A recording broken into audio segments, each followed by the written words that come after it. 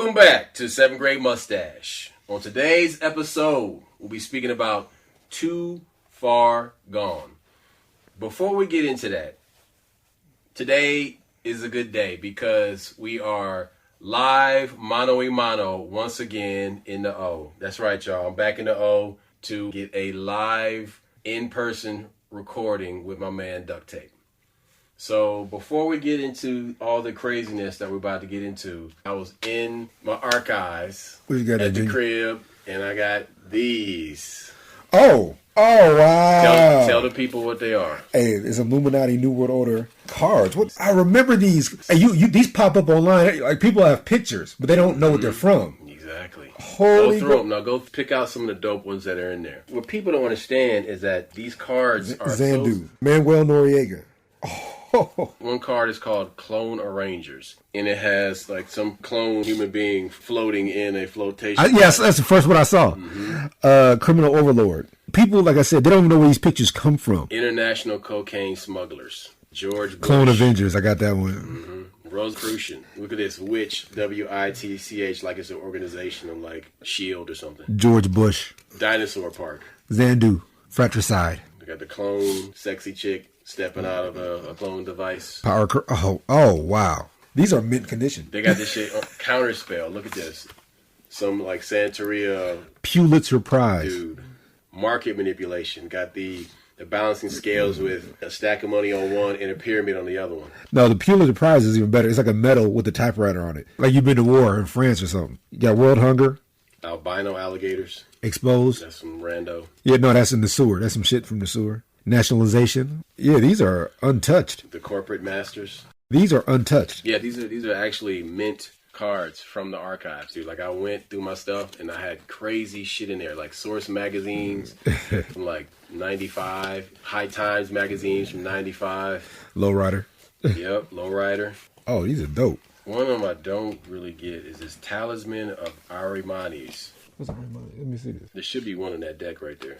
These are two decks we're pulling from. Hey, but it has two intertwined snakes. Coiled, all-seeing eye on the bottom. This is current upheaval. Oh, yeah. And this upheaval card has protesters fighting police in riot gear, which is what you see during every election. You see they crank this shit up. I want to start with this story about a encounter that I had yesterday morning. So I was telling you about this when we were going to go look at the cars. Yesterday morning, I went to a store. It's a chain, nationwide, well known. And this chain has rules. Every chain has rules. They have regional rules and how you do things nationally, all that bullshit. So there is a type of snack that I go and get. And this type of snack, you can buy it just about up and down the entire eastern seaboard, from New York all the way down to Florida, right? I was working in all these different states, and I can go into this store and I can buy this snack because the recipe is the same. So then I come here and I go to the store and I go to the section where it normally is, and nobody knows where it is. So I'm like, all right, whatever. Do they not know of it, or they just don't know where it is? Well, I'm going to get to that in a second. But it's formulated in a different way. So when it's sold on the eastern seaboard, it's sold in these squares. Like they slice it out of a flattened casserole. Yeah. Then they put it in these plastic containers. And normally they sell it by the checkout counter, or it's going to be in the bakery section. And then yesterday, when I went in there, I went and I asked for it. And I asked the person who was putting out all the bakery goods. And this chick, had like little streaks of blue hair. So I'm like, all right, whatever. You're a blue hair person, no problem. You like anime hair, whatever. I dig it. So then I find it, but it's like it's not compressed, it's loose. It's in a still plastic container. So I go over and I tell the chick that was helping me look for. I was like, this is it. This is what I was looking for. I said, but it's a little bit different because it doesn't have quinoa in it. Quinoa is a grain. Yeah. Most people who don't know who listen to this. And she says, oh, well, that might be an allergen. I said, do you really think there is anybody out there that has a quinoa allergen? No, but we have very strict guidelines. Okay, but I live in Atlanta, and you can buy it all the way up the eastern seaboard, and it has quinoa in it. Oh, well, I'll have to report them. And I said, what?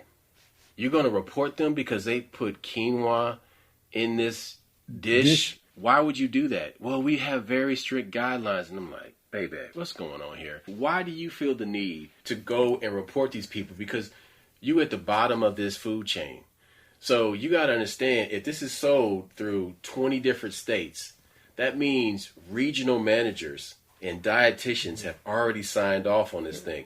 So all you're going to end up doing is making an ass out of yourself. You're doing this off of a knee-jerk reaction. You didn't think about what this would do. Yeah, she could just be talking. The fact that she would say that, I would report them. So then I'm like sitting at the counter nearby, and she's still working over there, and I hear somebody call her Catherine. I'm like, oh, she's not a Karen, but she's a Catherine. Kathy and Karen are sneeze away from each other, but they tend to act like each other. Catherines and Kathys are very similar. So I'm like, yo, like, why would you even snitch on these motherfuckers to like no avail? Why would you do that? I said, they're not doing this shit to hurt anybody. Well, hold it, it's complicated. She's already been brainwashed. So you. That's what I'm getting at. You already have to establish the fact that whatever brainwashing started when she was a kid. I remember one of the things that used to pop up when we would read, like Behold a Pale Horse. They would talk about, they would use the scouts. They would start using kids to turn in their own parents. And we actually saw that, because I don't want to say nobody's names. If I say somebody's name, you're going to know immediately who I'm talking about. Who it is. Yeah. You know who it is. They don't. Cat turning his dad for something that he does now. You can't call it hypocrisy, because it is hypocrisy. Because he's completely unaware of what's going to happen in the future. Mm-hmm. But when you're already brainwashed, black folks are brainwashed. A lot of people, brainwashing is thorough. And when it's thorough, she's going to self-report. She is at the level of a cult member. Oh yes, that's very appropriate. She was so convinced that it was her duty to go and tell on these people that are putting quinoa in food, even though the dietitians all the way up the corporate ladder, who are probably vegan, I had thought for one moment, maybe she was trying to just appeal to you, but I realized you're the one asking for the quinoa. Right. so right. See, cause I was like, because sometimes people just say shut the customer up. Oh, I'll report that. Deflection. Yeah, but then this is the opposite situation. You are requesting it. Mm-hmm. You're not upset with it. Mm-hmm. Look, I don't think people understand that this money thing, being broke and you want to appeal to somebody higher up, people will do some fucked up shady shit. How many niggas have turned people in? But you know what I do right away when I'm approaching somebody who has a name tag? I call them by their first name that's on the name tag. Now, that disarms a lot of people, because they're like, oh, you've been paying attention. You know who I am. Look, I don't like calling people it, sir, blah, blah. It's impersonal. You have a name. You're a person. You don't belong to this company. You belong to yourself or your family. So yeah, I want to at least call you by what your family calls you, if that's appropriate. But people are wondering, why are you bringing up some shit that happened in the grocery store? Because I'm illustrating a fact that there are people that are true believers. And I'm not talking about UFOs, and I'm not talking about comics. I'm talking about people that are true believers, that they are doing the right thing and snitched on people, that, you should be wearing this if you don't have this, and blah, blah, blah. And by the way, ladies and gentlemen, we have not uploaded a new episode this week because we have been given a strike by YouTube for our episode 101 that's called The Nightmare Machine. And I went to go upload a new episode the other day, and this is what I saw. It says community guideline strikes, and we got one for our episode 101, The Nightmare Machine, and they said it's medical misinformation. Now, episode 100, Endless Jiu-Jitsu, got taken down for the same wet blanket reason they throw on everything that we say that they don't like. So then I appealed, and the appeal doesn't allow you to articulate your point of view. You're just pressing a button that says appeal. I want to appeal.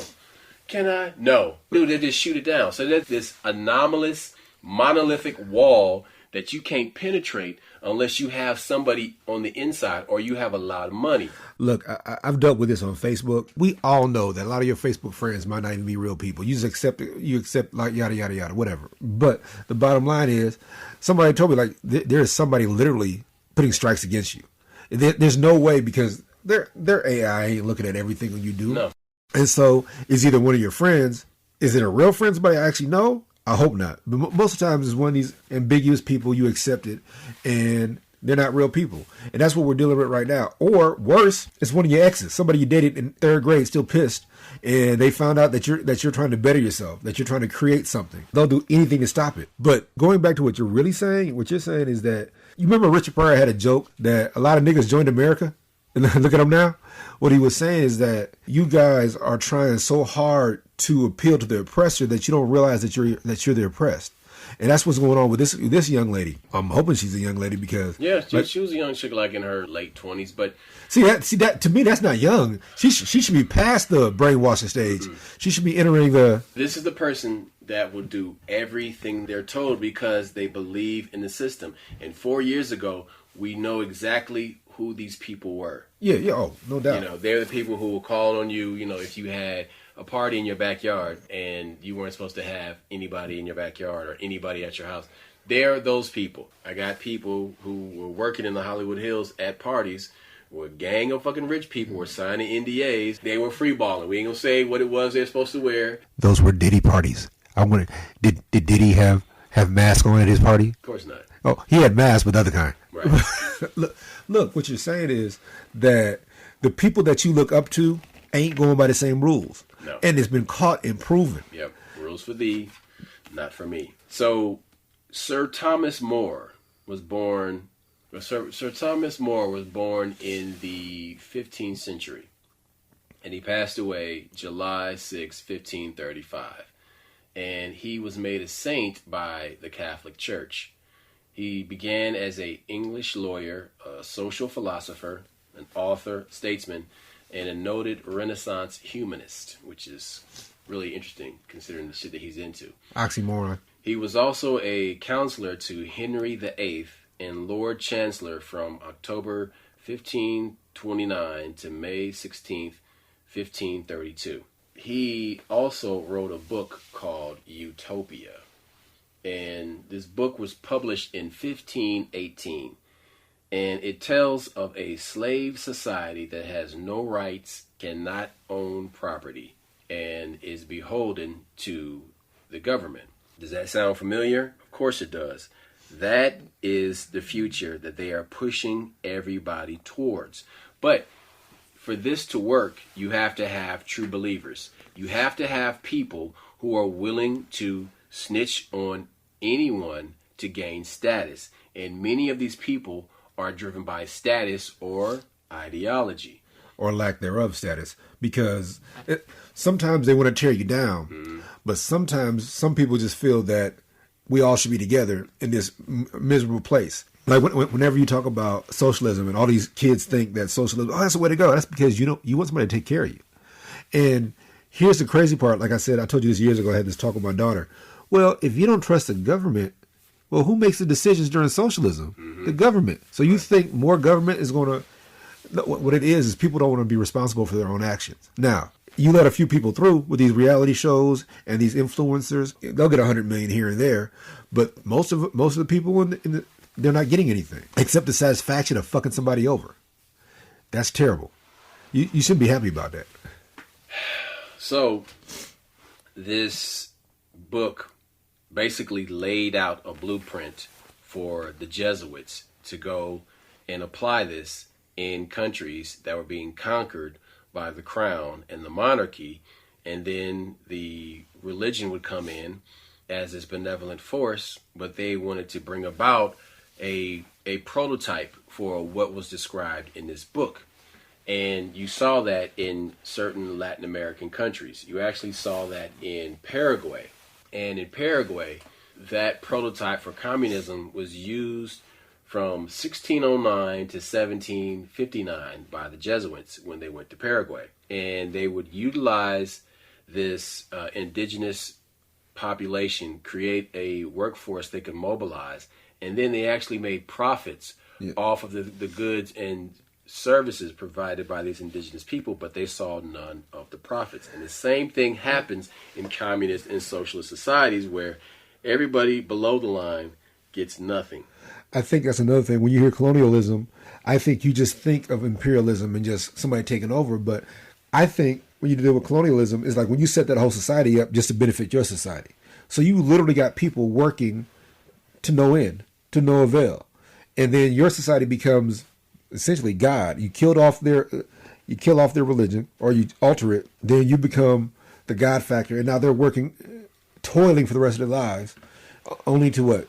To maybe make middle management. Mm-hmm. That's the shit we see at work every day. Right. So with this prototype in place, you could create whole countries that were under this slave architecture. And so, but you have to go further back in time to figure out where this started. How old is this? Because you can start with the invasion of Britain by the Romans and under the reign of Emperor Claudius, and that happened in 43 AD. But in 4 years after that, Londonium was founded by the Roman Empire in an area that is now within London, England today. But Londonium is now the city of London. The city of London and London itself is not the same thing. Same thing with the Vatican. London is independent of England. The Vatican is independent of Italy. Those the are city of London is. London itself is not. Yeah, you have to draw the line between the two. Well, what we were taught when we were in high school is that those are the three heads. Mm-hmm. You had the Vatican, which was a religion. London, which was money, and America, which was Washington D.C. D.C.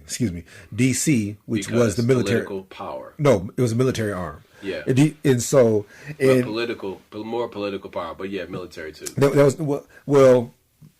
was supposed to be the military. And whenever you would argue with people would try to tell you were crazy. What's the first thing they tell you? What states are they in? D.C. is in Virginia and Maryland. Right. So Mary, Magdalene, and Virginia. So the Virgin Mary. Mm-hmm. So that was by design. Right. And so there's always been a religious overtone. But the bottom line is that they were supposed to be the ones that enacted. London had the money. They paid for the army. And then the Vatican was the head telling you where to go. Watch this bullshit. Now, you've heard the saying, all roads lead to Rome. The Romans built a bridge over the river Thames, and established the settlement as a port with roads leading to other outposts in Roman Britain. Now, all European nations, European colonies, including the supposed former colony of the United States, comes under the jurisdiction of the bar legal system. That stands for British Accredited Registry. I'm going to say that one more time. I never realized that's what bar stood for. So when you take the bar... Nobody knows. Yeah, so when you take the bar exam, yeah, you're doing this for the crown. Hey, you're going to laugh. I just saw... There was a black guy from South Carolina. They were interviewing him. He said back in the day, you didn't have to pass the bar to practice law. And so he was practicing law, and they realized that he had went to college for it. Mm-hmm. He said, because of me being so successful, that's when the white folks implemented the bar in South Carolina. Well, maybe because of him, maybe not. Because when you consider that they wanted to crystallize the control or this dome over the United States, it makes more sense. I think he was more a casualty of war. Could be. Yeah, but again, the bar legal system, the bar of that part stands for British Accredited Registry. So then you have this law that is admiralty law, straw man law. Oh, girl broke that down. There's three. You got admiralty law, common law, and there was a third one. I forgot what it was. She was just breaking that shit down recently. She's like, this is for admiralty law. Yes. Because this is all about ships and vessels and how did the British Crown get to other countries on the water? So they use admiralty law. When you go to court, you have a straw man. That's admiralty law. That's the bar system.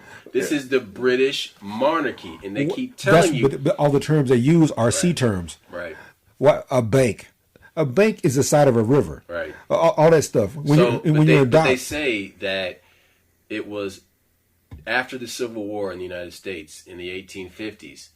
1860s, when the British monarchy took control over the United States again. And a lot of people don't know about that shit. So it's crazy, but there is an entire alternate history that is going on, and people don't know about it because they take everything for a surface. Those are the definitions they were taught in school. I know. So they don't go beyond that. Well, it's the miseducation.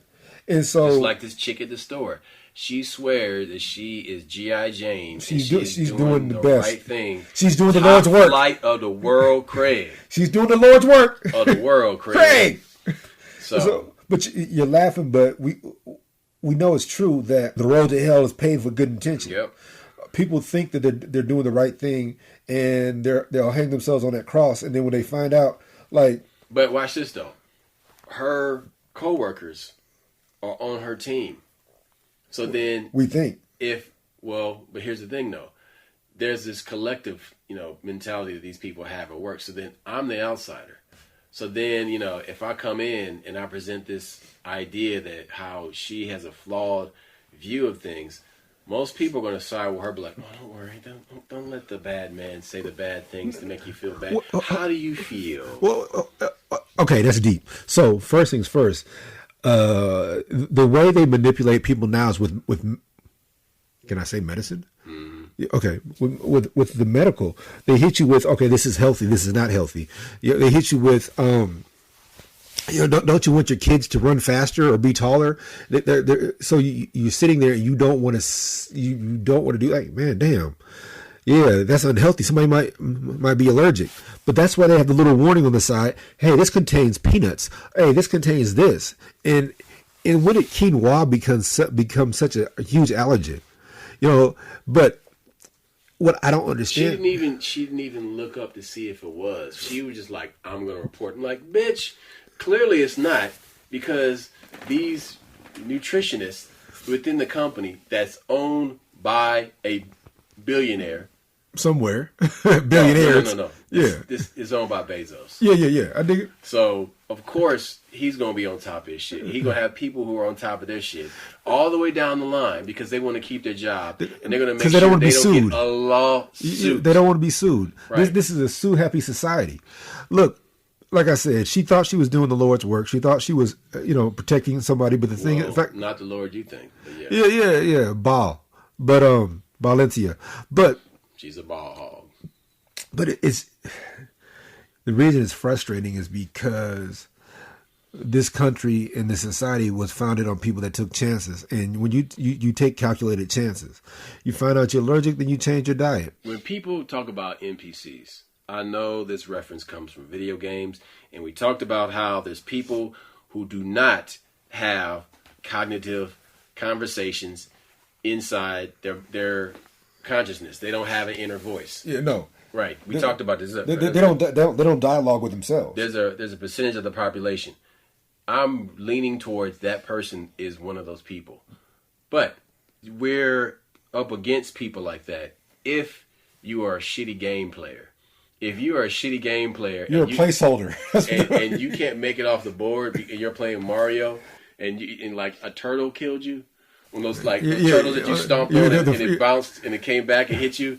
You're a shitty Super Mario Brothers player. Okay, terrible. Like you're the bad AI. You're the worst. Yeah, you're the one that runs in circles and shit. And gets locked up in the corner. Right, but what we're laying the groundwork for is something that started 47 years after the death of Christ. That you had these people who created the Catholic Church as a control mechanism would go into these countries and set up a system that would create slave nations. Look, there was a mafia guy saying that the Vatican runs the world. And the guy had asked that guy a question. He said, yeah, who owns the most land? Who does this? Who creates laws? And basically the other thing that comes up is that Rome, when they saw they were losing, Rome lost several wars. Rome lost all the. So when Rome realized it was losing, it went underground. It didn't lose gracefully. It didn't just, okay, we lost. No, they went underground. That's why it's called the Roman Catholic Church. When people get all, I'm Catholic, I said, well, who killed Christ? It was a Jewish tribunal, but it was by Caesar, Law. the Rome. Who's law enforcement? Yeah, and so you have to understand that when these cats were brilliant because they realized we're losing, but what's more powerful than a movement? So they became a movement. They went underground. They bought up a bunch of different countries. They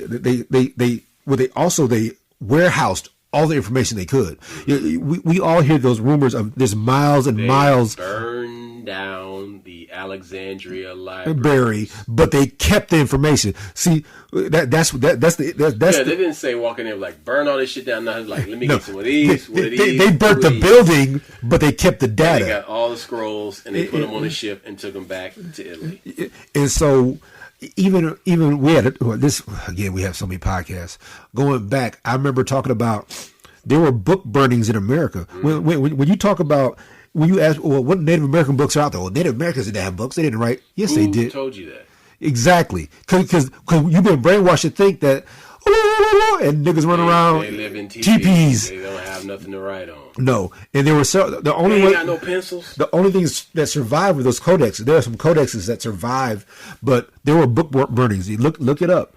Any Native American book was deemed to be Satan. But hang on a second. So if you have an alphabet, and clearly you have written this down and communication it out on something. It's recorded on something. So if you're going to record this alphabet and you're going to teach it to people, you have to have it on something. Yeah, you got to write it down on something. Look, what? Hold on a second. The crown also went into India. Oh my God, it's terrible. There was a university there that started in the 4th century BC. It was called Takshishala and is in the Himalayan mountains. And this university had documents that recorded the visitation of a bronze-skinned guy that came from Jerusalem. Jesus went there to study the mystic arts. That is correct. During his late 20s and early 30s, we were taught he disappears at 12 and comes back at 32. Mm-hmm. So he was hanging out in India. He went to levitate. He went to India, but he also went to I want to say China. He went someplace else to learn how to heal people. He learned both from two different societies. Yeah. So Japan. Yes, I think it was Japan. Yeah, that's why they claim they have the grave of Jesus in Japan. Well, also the other thing they have in Japan is an ark. Mm-hmm. There were at least 10 arks of the covenant. Well, the one in Ethiopia I know about is there. Yeah. No, well, there are several pyramids, and some of these arcs were used to power these pyramids. But the bottom line is that there was a ark in Japan. There is a ark supposed to be in Ethiopia. There's an ark that was also in southern with the Limba tribe in South Africa. Mm-hmm. So that tells you there were multiple arks. But that's a whole nother conversation. That's some deep shit though. But I think what happens is that you don't realize that. I think a lot of things that we think is by accident. That just is whatever. No, this is on purpose. And these people came up with a plan a long time ago, and they realized that, hey, shit, if we don't do something, we won't exist anymore. And they gathered a lot of information. And I think it's crazy that they talk about one guy's been down there that wasn't one of these priests. So it's been, and right away they start looking at UFO shit, crazy shit, in those catacombs beneath the Vatican. I think we got all the answers we need. Who's related to who. I think the biggest thing is they don't know where the next Messiah is coming from. Right. That's why it's so important that they corrupt you in grade school. I think that's why it's so important that they make you dumb early. Right. So the Soviet Union, East Germany, Cuba, Venezuela were all attempts to bring about the perfect slave society. And you would call that communism, where everybody's the same, everybody has the same worth. And that's only because those people are all slaves. Now, they don't like to be told that, but look at exactly what it is. You don't own anything. You can't have anything. You will never rise above your born station in life. You will always be the same from life to death. And your parents and their friends and your friends and everybody you know will always be the same. That is a Roman slave. That is a slave by any other name. People say, oh, Roman slaves could win their freedom and da-da-da-da. Oh, hell no. Well, they realized they fucked up by allowing that shit. And I'm like, well, we got to upgrade the system so that these people will not rise up again. There'll be no more revolts. So the holy wars in the Middle East and Jerusalem, people would get together with the Knights Templar because they're like, oh, there's adventure. Let's go. Come on, young man. We'll have a great adventure in the Holy Land. You get, riches and all that bullshit. Well, the Knights Templar was made up of the younger sons of various monarchies because the oldest sons always inherited their father's estate. The younger ones had to prove themselves, had to go to war. It's not just that. They would have more influence than if they just stayed at home in the king's court where their older brother controlled everything. Because the older brother got all the concubines. He got all the land. He got to control the army, and the soldiers and all that stuff. The younger brothers are just like these side piece rulers, you know what I mean? Who can't do anything. So they saw the Knights Templar as a way that they could be influential and they would get more gold and riches by traveling to these holy wars and fighting collectively, getting with other princes that's what they were, princes. Who were actually getting with these guys and clicking up. It was a big ass gang. This is where gangs come from. So once they came back from the holy wars, they founded Switzerland in 1291. And that was founded by Jesuits and the Knights Templar as a place to store gold and riches from the holy wars. But also, don't laugh. They invented writing checks and stuff like that way back then. So your gold would be safe there, but you still could spend the money. They invented that. Well, hold on. I shouldn't say. I lied. They didn't invent that. They were writing checks in Africa. But they were way neutral. Back when. See, yes. People always talk about how Switzerland is neutral, and they were neutral in World War II, and they're always neutral. They have been neutral from the start because they want to accumulate as much wealth and influence as possible by not taking any sides. But by doing this, they started fights with other monarchies. And so to settle this dispute and all these feuds between these various monarchies, because you had princes, that belonged to these monarchies in with the Knights Templar, they started the Bilderberg Group in 1952. And it settled disputes between Templars and these monarchies, but that was only part of the reason for the formation of the Bilderberg Group. Power consolidation, bringing all the money and everything under one roof to control everything. And that's how you get the Bilderberg. But then people wonder, how is the monarchy still controlling the United States? With the Council on Foreign Relations. The Council of Foreign Relations Trilateral Commission controls the bar legal system across the entire planet, or within the territories. You always hear that word, the territories of the crown. And that's areas that they are controlling. So people don't really understand, when we say the British monarchy, and people would say the sun never sets on the British Empire. They use terms like Commonwealth. That was the whole deal with the Jamaicans. Remember how the Jamaicans were like, we're a British Commonwealth. And then some of these Jamaican guys talk about they went to Britain to try to do something. They were like, oh no, you're not a citizen. You're property. See? Yes, and that's the whole straw man admiralty law bullshit all over again. And people take these words for granted. Your birth and a vessel and this and that. And all those are water terms. Birth. Your mother with you, the baby, is a vessel. Your mother's the vessel. You are the cargo. And you're in water. And you're in water. Yeah. What happens when she's about to give birth? The water breaks.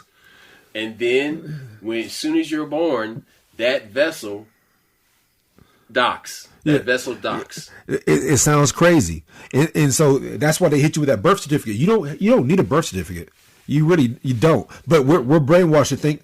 So what you're supposed to do is grab your kid and drop him in a trust before they do the birth certificate, and they're telling you that ain't supposed to happen. The other part, how they get us, what we're told is that they're supposed to sever their umbilical cord. No, the placenta is supposed to come out, and it's supposed to feed the child for days after, and then it's supposed to fall apart on its own. And what is everybody trying to do now? They want to save the placenta, they want to freeze it, or they want to use it for stem cell research. You got people putting it in smoothies and drinking it. Women right now, women right now are complaining because they take that placenta, but you don't know what they do with it. What do you think they do with it? Oh yeah, they definitely gonna like send it off somewhere. How much you think it's worth? Oh, millions of dollars. They said it's worth $5,000 to $500,000, that placenta, and you think it's discarded. You're like, oh, this is no, it's not. But they're taking it, and what's the most important thing? They don't want a vaginal birth, do they? So why do you think they're doing so many cesareans? Because they don't want that placenta to pass through the vagina. So these cesareans are not because the baby's head's too big. Your head's too big, but mine. Motherfucker, your peanut head. No, but we're told these different things, and they'll hit you with, we have to do a cesarean. They're doing a cesarean to preserve the placenta that they're going to sell to somebody else. Because it's cargo. It's a commodity. It's a commodity. That's it. But that's fucked up. So here's the crazy part. A birth might be $10,000, but that placenta's worth $50,000. They owe you some change, my sister.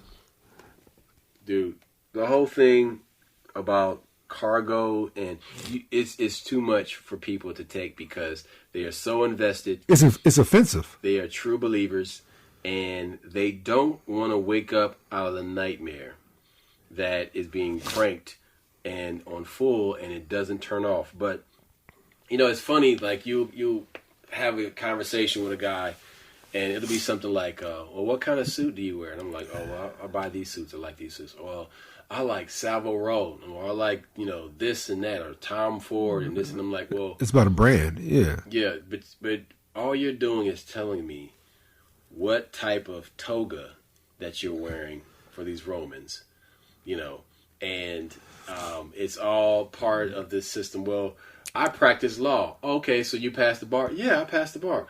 Oh, that means you've been approved by the Crown. That's the big. Oh my God, thank you. That's. Neely Fuller Jr. Remember, he was like, they're like, you're not a doctor. How come?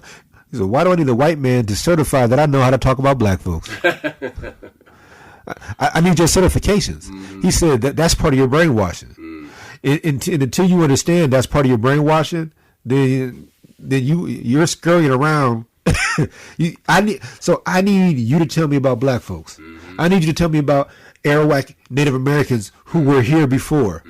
Me and you had a talk about the Geechee Gullah tribe because your people's from that area, and I'm like, well, the Geechees came from Africa, but the Gullahs came from Georgia. So we're all brainwashed to think that everybody, all these slaves. No, the first thing the Queen said is when they came over here, if they don't believe in God, you can enslave them. Mm-hmm. And so they were enslaving the Native Americans already. So that's where that whole brainwashing comes in, because that slavery thing is a catch-all, ain't it? Because if you're a slave, you're just a slave. That's a catch-all. That just erased your history, your intelligence, your contributions to society. That's a catch-all. So then this has me thinking about: is this too far gone? Is this something that is so great that it can't be toppled? No, it's not. But you have to understand how old it is, where it began, who are the key players, and how far it stretches to this day.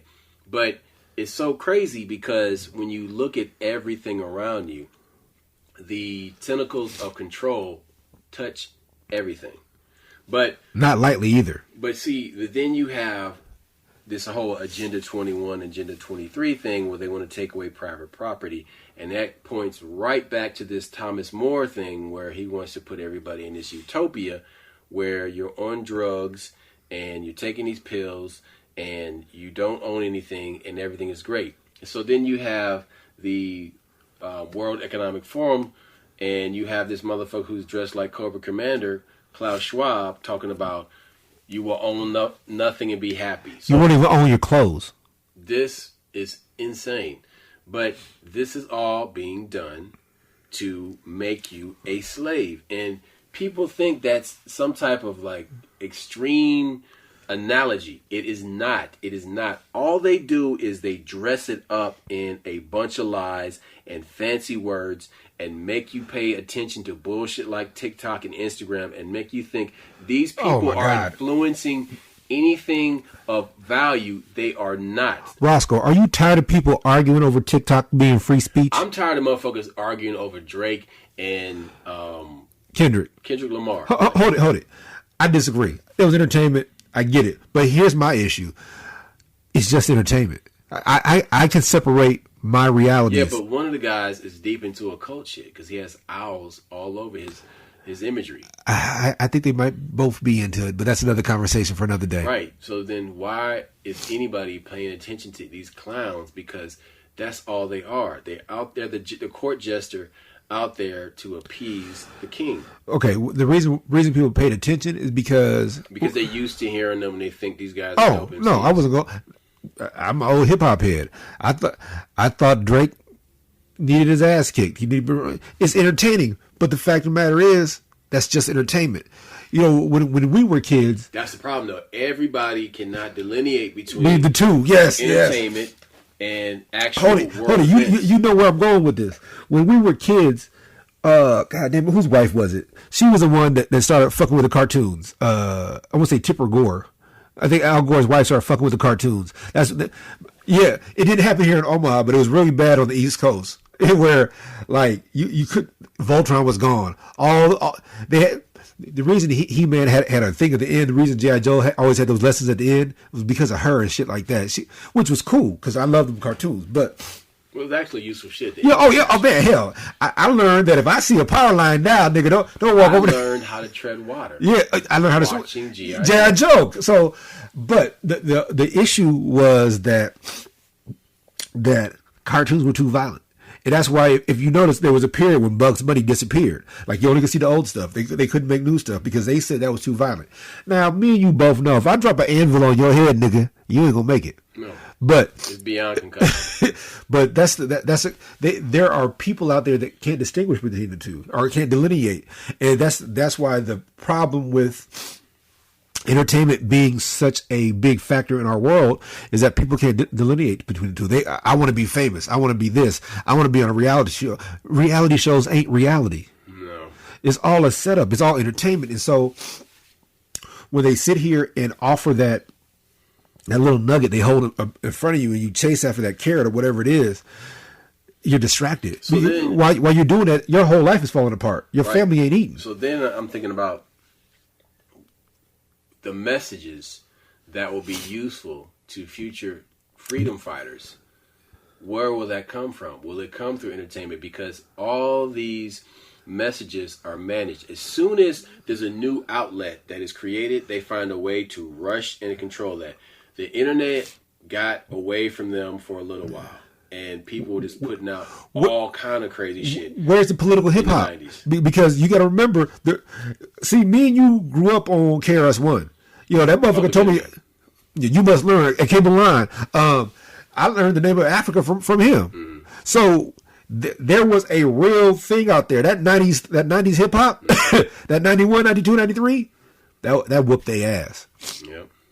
And so until people understand that it whooped their ass, that the motherfucker, they had to get it under control. Yes, and how they do that by creating Puff Daddy, by having a motherfucker do this fucked up shit, by creating false beefs. Yeah. By creating a East Coast versus West Coast, which did not exist prior to that. And they created this shit to cause division. So Tupac was from the East Coast. So I can make these motherfuckers fight each other, and they won't focus on unity no more. So I'm going to take the exact opposite of what they're doing and push it back on them, and it's going to work. Look, and it did work. You never hear Biggie's side say it, but the niggas that knew Pac, they said Pac and Biggie were going to start their own record label. Mm-hmm. You all the old heads, all these older guys that were like at Berkeley and these...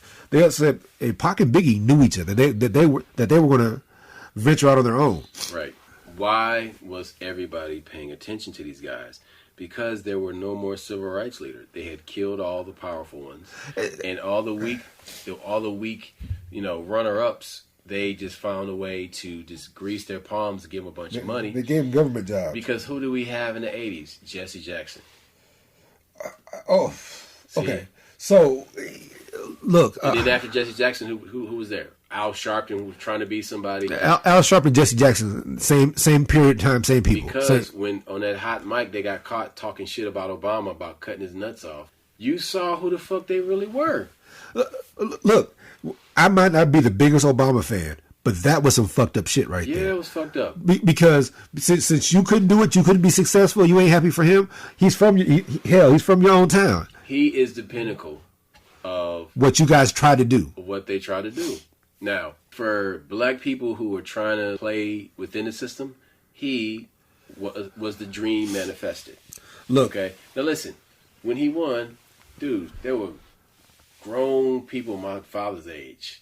You know, my father died before that, but grown people my father's age that were crying when this happened. My aunt didn't cry, but my aunt was 104 when she died. Yeah. Roscoe knows her. She said, I never thought I'd live to see the day. Yeah. It took 103 years. Now, I got to address this. Of course, you know what I'm saying, he's co-opted. You know, he's part of this message and all this stuff. I understand, but for black people, what it represents is that hard work paid off. Accomplishment, a sense of accomplishment that was the impossible. He accomplished the impossible for black people in this country. Now, at the end of the day, did it solve anything? Did it change anything? No. Okay, let me tell you about a story. So I went to I did a training class. It was a gun training. I went to Cabela's, went to this class. I'm sure you know I was the only black person there, right? The guy who's doing the class, he's a contractor. He's a government contractor. And people were complaining about the gun laws and Obama, this, that, and the other. And he looked me dead in my face. He said, I made more money under Obama than I've ever made in my entire life. He passed. Now, this is where you get he passed all these programs where you had to where it benefited you to deal with vets and stuff like that. Not black people, but vets. And he said, you know, I got several contracts. I got first right of refusal for several contracts because of Obama. He's like, I might not care for the gun part or whatever, but he said, because he basically stopped the woman from talking shit about Obama in the class. And I'm like, white woman? Yeah. And she wasn't like it wasn't super negative, but it was like, yeah, Obama this, that. And he's like just echoing shit that she heard somebody say. I don't know. I don't know. You know, I've never seen this woman again. Most of the time. Yeah. So because I can chop those people down in 30 seconds. Yeah, when you have a real conversation, you don't have to agree with me, but it's the exchange, it's the communication, it's the exchange of ideas, whether you pick it up or not. What kind of backup do you have? Yes, yeah. Point of view? And what happens? That's what happens with these websites and these podcasts where people cast shit out there and they don't even get to finish their thought. People latch on to the part that suits their needs. And that's something that we've talked about on our podcast a lot. News is more about entertainment now, and people pick the news that they want. Well, there's more commentary now than there is with just the facts in it. But here's something you need to understand is that there's levels to information or truth, and the surface level of truth and information is what you get when you turn on the news or you get some a news story from Instagram or you pick up a newspaper. That's all surface story bullshit. And then beyond that, when they have to recant their point of view or they have to pull or respond, prove where they came from, their sources and all that kind of shit. Then that's the next level, because then it's proving that everything they're saying is not legit or it's 100. They didn't fact check everything like they should have.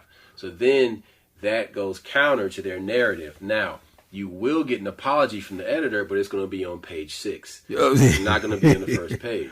Look, newspaper. You were saying something deep earlier, and we got distracted. But you were talking about how feelings were way too important when it comes to the situation. You're talking about the girl that because feelings are logic, and so I can lie to you, or I can dissuade you, and deflect if I have you focus on how I feel, yes, based on the logic of the situation. I was in a hearing one time.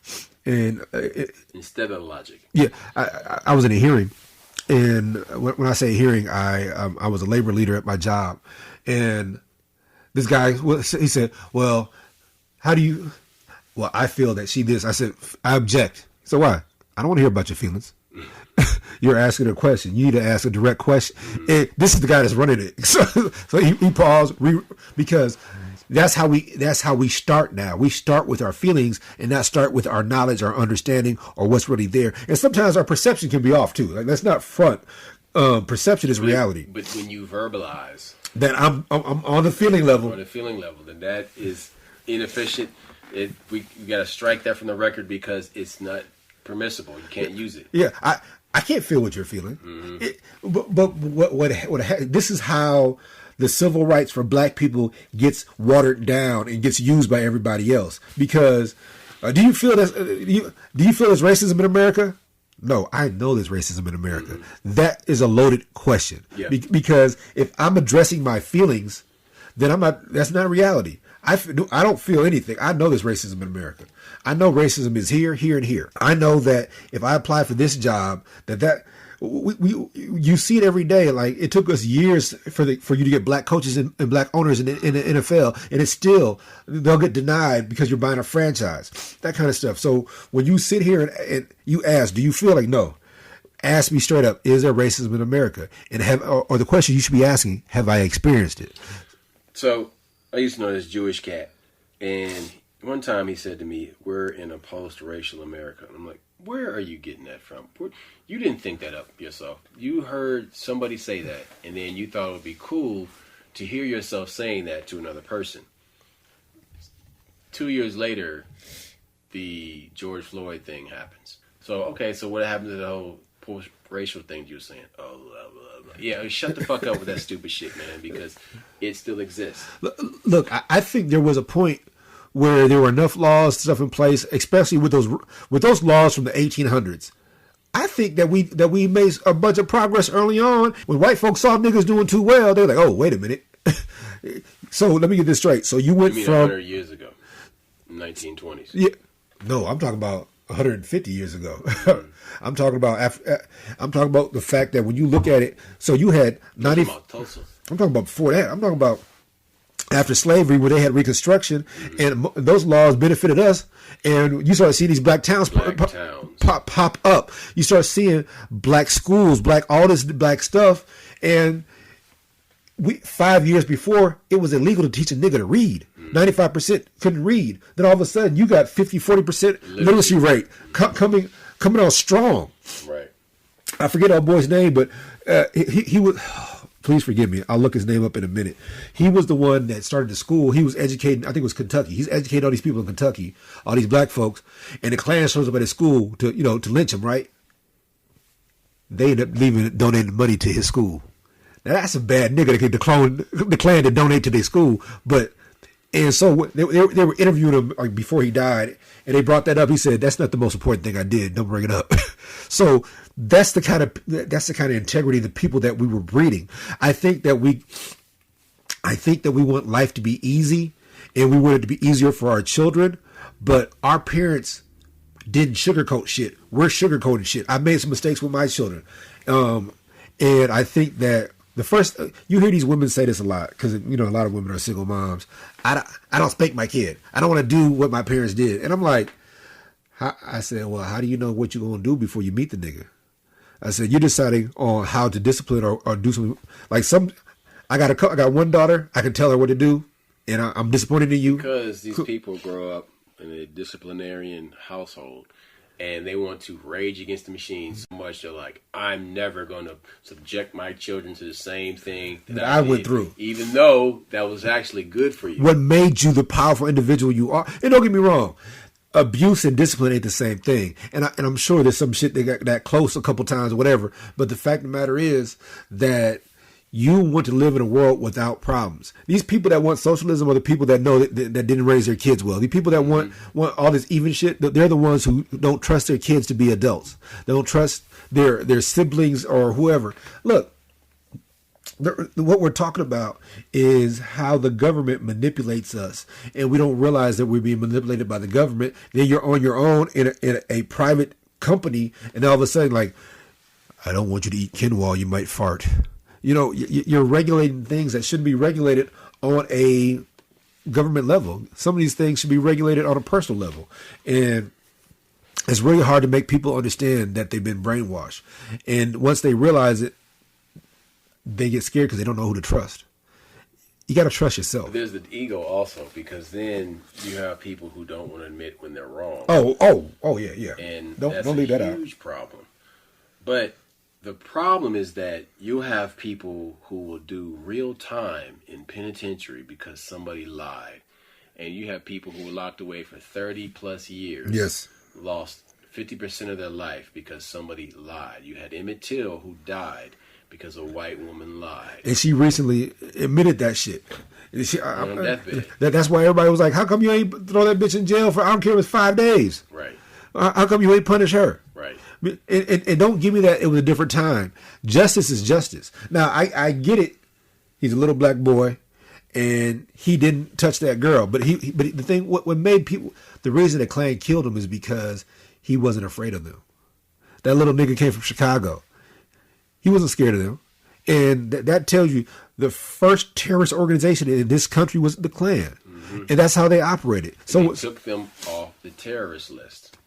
Yes. But guess who was on there? All them Hebrew Israelites, Moors, all them different organizations, they're on there now. That's kind of odd to me. Yeah. You took one off that's super extreme. That has the history. Track record of killing people. And then you have another one who has no record collectively killing anybody. They might be annoying, but they ain't killed nobody. But so, in wrapping this up, I just want people to understand that you be careful who you talk to about these things that we discuss on this show. And when people come to you, let people come to you that want to learn more, that want to open their mind to the truth. Don't force it on people, because you have these true believers who are working their jobs, who are trigger happy about snitching on anybody that is raging against the machine. The problem is these people are raging on behalf of the machine.